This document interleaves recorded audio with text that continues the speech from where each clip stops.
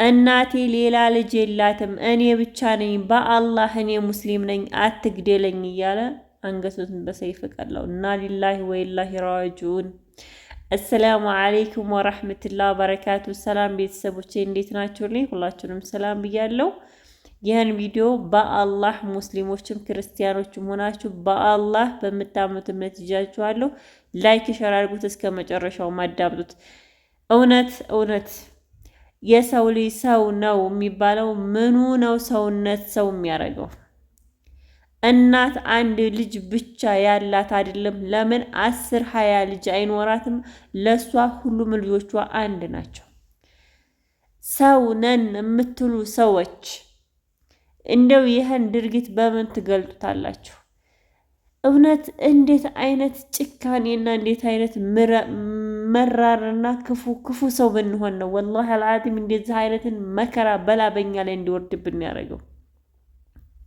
ወላሂ ስማ ወላሂ በአላህ ይሁንብኝ አይደለም ቀርቶ የሰውን ልጅ እንደዚህ በዚህ በሚያሰቅቅ ሁኔታ አንገት መቁረጥ ወላሂ እንስሳዎችን እንኳን እንደው በስቃይ እንድታርዷቸው አይፈቀድላችሁም።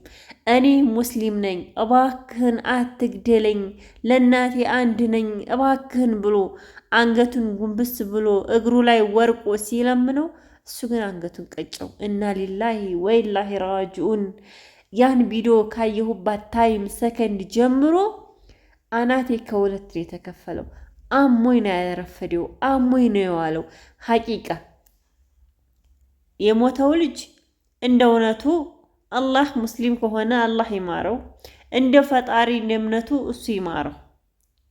እንደ እውነቱ ግን ቲክቶክ ላይ ቁጭ ብላችሁ ታብ እያላችሁ ታብ እያረጋችሁ እየሳቃችሁ የመሳቅ ምልክት አንሻ ጉሊት እያላካችሁ ገስት ላይ ቁጭ ብላችሁ የእሱን አንገት ሲቀላ ያያችሁ እንደው እናንተ ህይወታችሁ መቼም እንደው አያምርበትም። መቼም ጥሩ ህይወት አይኖራችሁም። ህይወታችሁ እስከ ዘላለም እሳት ነው። እውነት እሳት ነው። እኔ ወላሂ አልዓዚም እኔ የሰው ልጅ አይደለም ቀርቶ እንስሳ እንደዚህ ተደርጎ የማይታረድበት የሰው ልጅ አንገት እንደዚህ አድርጎ እና ሊላሂ ወኢላሂ ራጂዑን። ምን አይነት የጭካኔና ምን አይነት የክፋት ዘመን ላይ ደርሰናለን? ወላሂ ምን አይነት በጎች ምን አይነት በክቶች እኔ አላቅም። እንደው ልቅን አላህ እሱ እውነት አቅሙ ኃያሉ ጌታ እውነት የማይተኛው የማያንቀላፋው አላህ ፍርድ በእናንተ ላይ ያውርድ። ሳዑዲ አረቢያ ደንበር አካባቢ ኦሮሞ፣ አማራ፣ ትግራይ ማንቻውን ብሔር ብሔረሰቦች እባካችሁ ህይወታችሁን አትርፉ። ከእንዲህ አይነት አውሬ ጅቦች ተይዛችሁ ለምን እስር ቤት አትቀመጡ? ተይዛችሁ ለምን ሀገራችሁ አትገቡ? የዲሃሊ ለማገኘት ብሎ ባህር ቆርጦ አሳጋ ተጋፍጦ ባህርን ቆርጦ ሳውዲ አረቢያ ደንበር ለመግባት መከራ ስቃየትን እናት አባት መሬትን ሽጦ እህት ወንድሟን ለማንሳት ካንዱ ተበድራ መከራ ስቃየቷን በልታ እንደው እናንተ ተቀበላችሁ በሰይፍ አንገቱን መቅጨት። እውነት ምን አይነት አውሬ ናችሁ? አገራችን ክረምት አይመስልም። አንድ ወር ክረምት ከሰኔና ከግንቦት ፀሐይ ሳይሻሻል አለቀ። 2 ወር ክረምት ገባ። ዝናብ የጣለችው ባታ አንድ ያለች ጊዜ ሌት እስከ ቀን ዘነበ። ከዛ ወዲህ ዝናብ የምትባል ነገር ጠፋች። አላህ እንደዚህ አይነቱን መከራና በላይ ያየ ረህመቱን እንኳን እየነሳን ነው። ረህመትን እንኳን እየነፈገን ነው። አገራችን ላይ ኑሮ ለመኖር አንድ ድሃ የማይኖርባት ሰማይና መሬት ሊቀጣጠልባት የደረሰች አገር ብትኖር አገራችን ናት። አገራችን ኢትዮጵያ ውስጥ የማታወት ነገር የለም። ወንድም ከወንድሙ ጋር ተባልቶ፣ ጎረቤት ከጎረቤት ጋር ተባልቶ እንደው ስንት አይነት መከራ እያየን እየኖርን ያለነው። ግን እንደው አላህ እንዴት አድርጎ ቻለን? የእውነት ሰማይና ምድርን ግልብጥ አድርጓላ። ማጥፋት ያለብን እኛን ነበር። የሰው ልጅ በዚህ ልክ አንገት እንዴት ይቆረጣል? እንደው እሱ ጨክኖ አንገት ለመቁረጥ ሰይፍ ሲያዘጋጅ እናንተ ገስት ላይ ቁጭ ብላችሁ ጎበዝ ጎበዝ ጎበዝ ጎበዝ በርታ ጀግና ጀግና ስትሉ ኮሜንት ላይ ላይክ እያደረጋችሁ እናንተ ሪፖርት አድርጋችሁ እንደዛን አይነት ባለጌ አካውንት ማዘጋት ማጥፋት እየቻላችሁ ወላሂ አካውንቱ ሪፖርት እንዳይሆን ታብ ኮፒ ሊንክ እያደረጋችሁ እናንተ ለሰው እንዲደርስ ሸር እያደረጋችሁ እንዱ ሲገድል አይናችሁ አየ ቀረጻችሁ ለቀቃችሁት። እንደው እውነት ያንን ቪዲዮ አይቼ ስሜቱ እኔ ወንድሜ ቢሆንስ ምነው እውነት እኔ ለእናቴ አንድ ነኝ እባክህ አትግደለኝ ብሎ እሱ በትህትና ሊለምነው አንገቱ ጉንብስ ብሎ ነበረ። ግን አንገቱ ጉንብስ ሲል እውነት እንደሱን ነው የመታው። እናቴ ዋ እናት ልጇ ሞቶ መቅበር ቀላል ነገር ነው። ዘመድ ጋር ብሎ መቅበር ጥሩ ነገር ነው።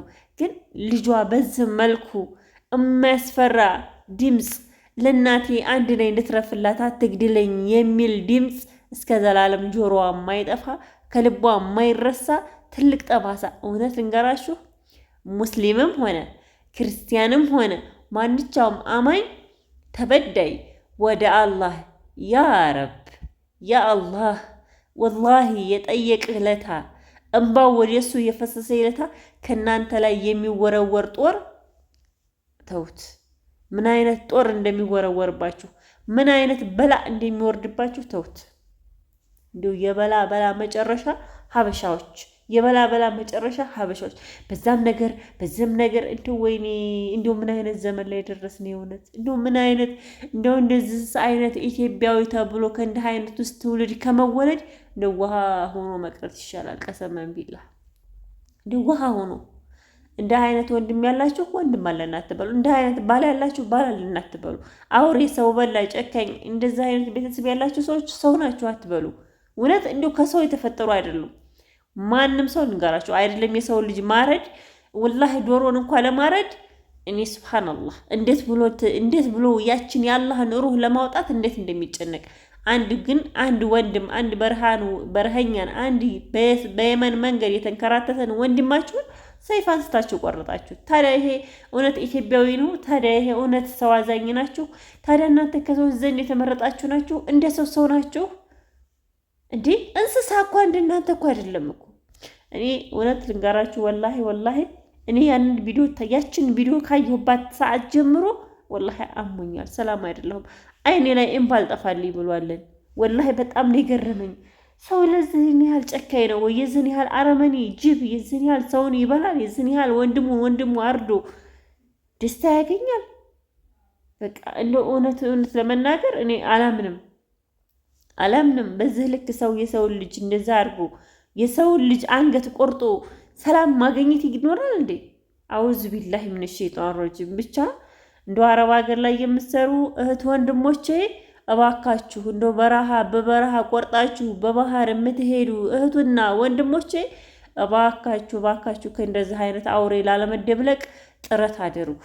በእርግጥ አታውቁም እናንተ የምትፈልጉት ሹርጣ እንዳይዛችሁ መንገድ ለመንገድ ባንዱ ብላችሁ ለመውጣት ነው የምትፈልጉት። ግን ከእንደዚህ አይነት አውሬ አላህ ይጠብቃችሁ። ይሄ የባህር መንገድ የሚባለው ይቅርባችሁ።